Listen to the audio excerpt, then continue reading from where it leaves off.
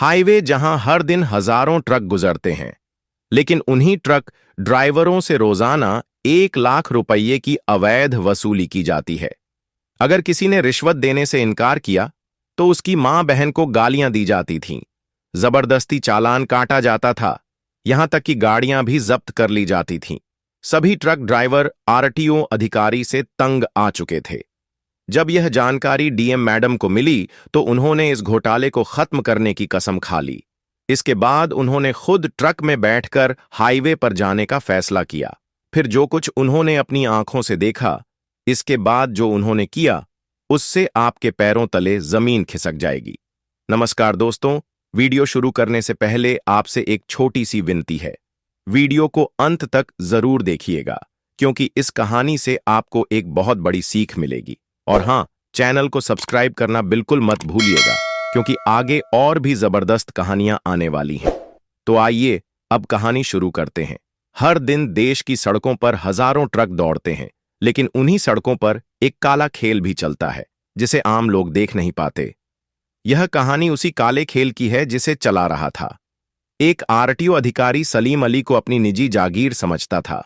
उस क्षेत्र से गुजरने वाले हर ट्रक पर उसकी नजर होती थी। बिना रिश्वत दिए कोई ट्रक आगे नहीं जा सकता था। रोज लाखों रुपए की वसूली होती थी, और यह पैसा सिर्फ उसी तक सीमित नहीं रहता था, बल्कि ऊपर बैठे बड़े अधिकारियों तक भी पहुंचता था। इसी वजह से कोई भी उसके खिलाफ आवाज उठाने की हिम्मत नहीं करता। सलीम अली ने पूरे हाईवे पर ऐसा शिकंजा कस रखा था कि कोई ट्रांसपोर्ट कंपनी या ड्राइवर उसके खिलाफ कुछ भी करने की हालत में नहीं था। अगर कोई ट्रक ड्राइवर पैसे देने से मना कर देता तो उसका चालान काटा जाता, गाड़ी जब्त कर ली जाती और कई बार तो झूठे केस में फंसा दिया जाता। इस वजह से ट्रक ड्राइवर रिश्वत देने पर मजबूर थे। यह रिश्वत 500 से 1000 तक होती थी, लेकिन जब हर ट्रक से पैसे लिए जाते तो रोज का हिसाब करोड़ों तक पहुंच जाता था। यह भ्रष्टाचार सालों से चल रहा था, लेकिन प्रशासन में बैठे बड़े अफसर आंखें मूंदे बैठे थे। ट्रांसपोर्ट कंपनियां भी इस गंदे धंधे का हिस्सा बनने को मजबूर थीं। लेकिन कहते हैं ना, हर अंधेरे की एक सुबह होती है। हाईवे पर भी वह दिन आया जब एक ईमानदार और निडर अधिकारी ने इस भ्रष्टाचार को जड़ से खत्म करने का फैसला लिया।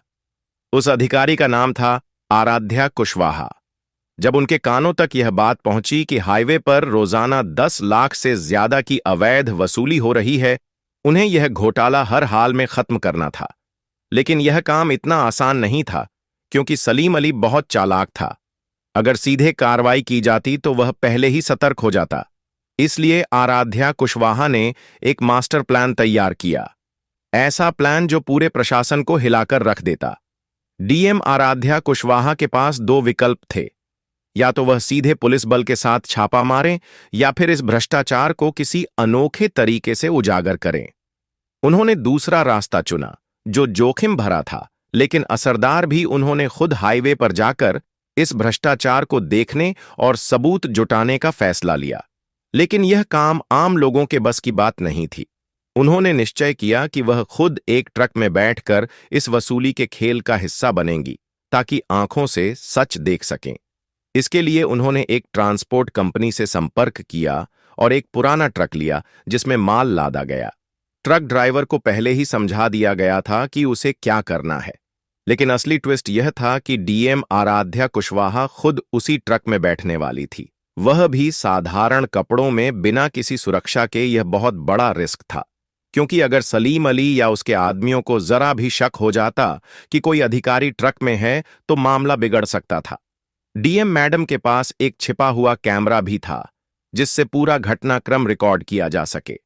साथ ही उनके कुछ भरोसेमंद अधिकारी थोड़ी दूरी से निगरानी कर रहे थे, ताकि जरूरत पड़ने पर तुरंत कार्रवाई की जा सके। जैसे ही रात हुई, ट्रक हाईवे की ओर पड़ गया। अंधेरा छा चुका था और सड़कों पर ट्रकों की आवाजाही तेज हो गई थी। ट्रक धीरे धीरे उस जगह की ओर बढ़ रहा था जहां सलीम अली के आदमी हर ट्रक को रोक कर पैसे मांगा करते थे। डीएम आराध्या कुशवाहा का दिल भी जोर से धड़क रहा था, लेकिन उनके चेहरे पर एक भी शिकन नहीं थी। उन्हें पता था कि यह मिशन कितना खतरनाक है, पर उनका हौसला बुलंद था। उन्होंने अपना सिर दुपट्टे से ढक लिया ताकि कोई उन्हें पहचान न सके।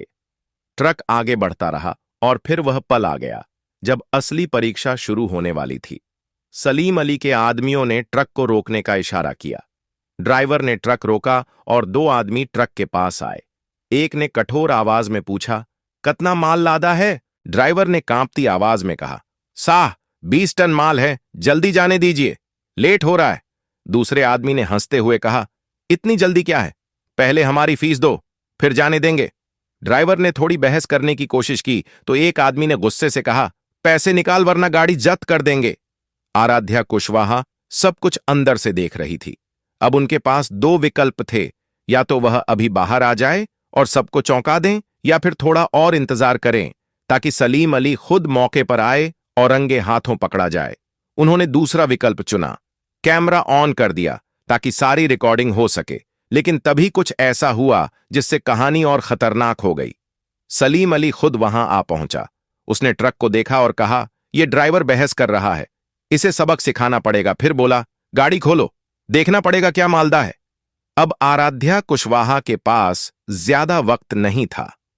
अगर ट्रक खुल जाता तो उनकी पहचान उजागर हो सकती थी, लेकिन उन्होंने पहले से ही तैयारी कर रखी थी।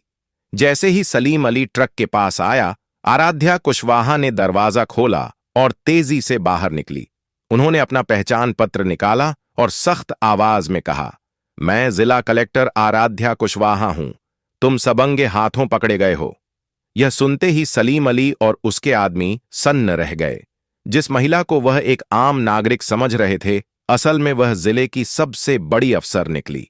सलीम अली की आंखें फटी रह गईं, उसका शरीर कांपने लगा और चेहरा सफेद पड़ गया। उसके साथ खड़े गुर्गों की भी हालत खराब हो गई। अब तक जो ट्रक ड्राइवर को धमका रहे थे, उसी ट्रक में बैठी एक अफसर ने उनकी पूरी साजिश का पर्दाफाश कर दिया था। चारों ओर सन्नाटा छा गया। कोई समझ नहीं पा रहा था कि अब क्या होगा। आराध्या कुशवाहा ने कड़े स्वर में कहा, यह क्या चल रहा है? यहां तुम लोग ट्रकों से अवैध वसूली कर रहे हो और जनता की खून पसीने की कमाई लूट रहे हो। अब कोई नहीं बचेगा। उनकी आवाज में साफ गुस्सा झलक रहा था, लेकिन सलीम अली अब भी अपनी पुरानी चाल चलने की सोच रहा था। अपने आप को संभालते हुए वह बोला, मैडम, आप गलत समझ रही हैं। यह तो बस जांच पड़ताल थी। पर आराध्या कुशवाहा इतनी आसानी से धोखा खाने वाली नहीं थी। उन्होंने अपनी छिपी हुई कैमरे से रिकॉर्ड की गई वीडियो मोबाइल पर चलाई और सलीम अली को दिखाई। वीडियो में साफ दिखाई दे रहा था कैसे उसके लोग जबरन ट्रक ड्राइवरों से पैसे वसूल रहे थे, कैसे उन्हें धमकाया जा रहा था और कैसे हर ट्रक से 5,000 से 10,000 तक की वसूली की जा रही थी। जैसे ही वीडियो में सारा सच सामने आया, सलीम अली के माथे पर पसीना आ गया। डीएम आराध्या कुशवाहा ने तुरंत अपनी टीम को इशारा किया। पहले से तैयार पुलिस टीम मौके पर तेजी से पहुंच गई और सलीम अली तथा उसके सभी गुर्गों को वहीं गिरफ्तार कर लिया गया। कुछ गुर्गे भागने में सफल हो गए, लेकिन सलीम अली भाग नहीं पाया। पुलिस ने उसे चारों ओर से घेर लिया। जो अधिकारी सालों से कानून का मजाक बना रहा था, आज खुद कानून की गिरफ्त में था। हाईवे पर खड़े ट्रक ड्राइवर यह सब देखकर हैरान थे। कई ड्राइवरों की आंखों में आंसू थे, क्योंकि वह वर्षों से यह जुल्म चुपचाप सहते आ रहे थे। लेकिन आज पहली बार किसी ने उनके लिए न्याय की आवाज उठाई थी। कई ट्रक ड्राइवरों ने तो डीएम आराध्या कुशवाहा के पैर छूकर उन्हें धन्यवाद दिया। जैसे ही सलीम अली गिरफ्तार हुआ, पूरे हाईवे पर सनसनी फैल गई। जो ट्रक ड्राइवर अब तक अत्याचार सह रहे थे, उनकी आंखों में अब उम्मीद की चमक थी। डीएम आराध्या कुशवाहा ने अपने अधिकारियों को आदेश दिया कि सभी ट्रक चालकों के बयान लिए जाए और उनके वीडियो रिकॉर्ड किए जाए, ताकि इस केस को दबाने की कोई कोशिश ना कर सके। पुलिसकर्मी तुरंत काम पर लग गए, लेकिन आराध्या कुशवाहा जानती थी कि यह पूरा भ्रष्टाचार सिर्फ एक आरटीओ अधिकारी के बल पर नहीं चल सकता। सलीम अली जैसे अधिकारी भ्रष्ट हो सकते हैं, लेकिन इतनी हिम्मत अकेले नहीं कर सकते। जरूर इसके पीछे कोई बड़ा मास्टरमाइंड था। उन्होंने सलीम अली के कॉल डिटेल्स निकलवाए। साइबर सेल को आदेश दिया गया कि तुरंत सारी जानकारी दी जाए। जैसे ही कॉल डिटेल्स आई, मामला और बड़ा हो गया। सलीम अली तो सिर्फ एक प्यादा था, असल खेल तो कुछ वरिष्ठ अधिकारी और प्रभावशाली नेता खेल रहे थे। उसके कॉल रिकॉर्ड में जिले के ट्रांसपोर्ट विभाग के वरिष्ठ अधिकारी, कुछ सफेदपश राजनेता और यहां तक कि पुलिस विभाग के कुछ अधिकारियों के नंबर तक शामिल थे। रिकॉर्ड में साफ दिख रहा था कि हर हफ्ते सलीम अली को एक तय राशि ऊपर भेजनी होती थी, यानी ट्रक चालकों से जो पैसा वसूला जाता था उसका बड़ा हिस्सा ऊपर बैठे लोगों तक पहुंचता था। इसी वजह से वर्षों तक उसके खिलाफ कोई कार्रवाई नहीं हुई। डीएम आराध्या कुशवाहा समझ गई कि अगर उन्होंने सिर्फ सलीम अली को पकड़ा तो असली गुनहगार बच जाएंगे। इसलिए उन्होंने एक और बड़ा प्लान बनाया। उन्होंने पुलिस कप्तान से बात की और एक स्पेशल टीम बनाई जो उन वरिष्ठ अधिकारियों और नेताओं पर नजर रखेगी। अब उन्हें इस भ्रष्टाचार की जड़ तक पूरी ताकत से पहुंचना था। इसी दौरान सलीम अली से कड़ी पूछताछ की गई। शुरुआत में वह कुछ नहीं बोल रहा था, लेकिन जब पुलिस ने सबूत सामने रखे और कहा कि अगर उसने सच नहीं बताया तो उम्र कैद हो सकती है, तो उसका हौसला टूट गया। उसने स्वीकार किया कि हर महीने करोड़ों की वसूली होती थी, जिसमें बड़े नेता और अफसर भी साझेदार थे। उसने एक लिस्ट दी जिसमें कई चौंकाने वाले नाम थे। अब डीएम आराध्या कुशवाहा के पास वह सबूत थे जिसकी उन्हें सख्त जरूरत थी। डीएम आराध्या कुशवाहा की इस कार्रवाई से पूरा प्रशासन और राजनीति जगत कांप उठा था। बड़े बड़े नेताओं और अधिकारियों के राज्य खुल चुके थे और अब हर कोई खुद को बचाने की जुगत में लग गया था। पुलिस ने कई प्रभावशाली लोगों को हिरासत में लिया और कई बड़े नामों की गिरफ्तारी की तलवार लटक रही थी। राज्य के कुछ ताकतवर नेताओं और ऊंचे पदों पर बैठे अधिकारियों ने डीएम आराध्या कुशवाहा पर दबाव बनाना शुरू कर दिया। उन्हें गुप्त धमकियां मिलने लगी, मामला यहीं खत्म कर दो वरना अंजाम बुरा होगा। कुछ भ्रष्ट अफसरों ने तो उनके ट्रांसफर की फाइल तक ऊपर भेज दी। लेकिन आराध्या कुशवाहा कोई आम अधिकारी नहीं थी। उन्होंने अपना पूरा करियर ईमानदारी और साहस के बल पर जिया था। लेकिन खेल अब भी बाकी था। नेताओं और अफसरों ने अगला दांव खेलने की तैयारी कर ली थी। वे अब नहीं पा रहे थे और जनता का समर्थन दिन ब दिन बढ़ता जा रहा था। अब उनके पास बस एक ही रास्ता बचा था, डीएम को हमेशा के लिए रास्ते से हटाना। एक रात जब डीएम आराध्या कुशवाहा अपने सरकारी आवास पर थी, उनके घर के बाहर कुछ संदिग्ध लोगों को देखा गया। सुरक्षा गार्ड तुरंत सतर्क हो गए, लेकिन कुछ समझ पाते उससे पहले ही दो नकाबपोश हमलावरों ने उनकी गाड़ी के टायर में छेद किया और फरार हो गए। यह एक साफ संकेत था कि कोई बड़ी साजिश चल रही है।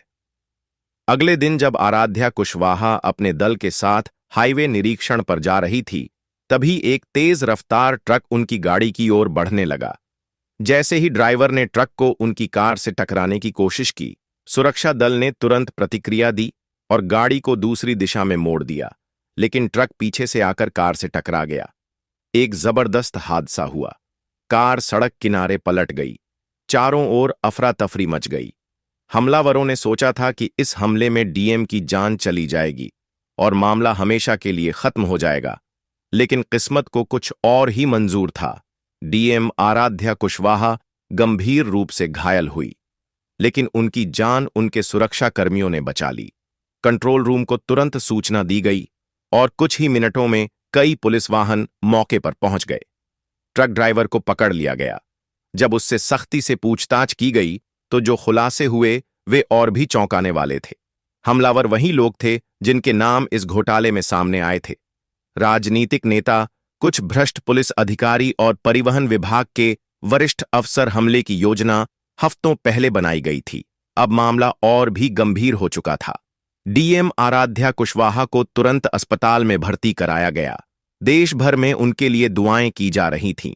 जनता ने सरकार से मांग की कि इस मामले की जांच सीबीआई को सौंपी जाए। हर तरफ बस एक ही सवाल था, क्या न्याय मिलेगा या फिर यह भ्रष्ट लोग एक और ईमानदार अफसर को मिटा देंगे। डीएम आराध्या कुशवाहा पर हुआ यह जानलेवा हमला पूरे देश को झकझोर गया था। सोशल मीडिया से लेकर न्यूज चैनलों तक सिर्फ एक ही आवाज गूंज रही थी, आराध्या कुशवाहा को न्याय दो। जनता सड़कों पर उतर आई। ट्रक यूनियनों ने भी चक्का जाम कर दिया। एक राष्ट्रव्यापी हड़ताल का ऐलान किया गया।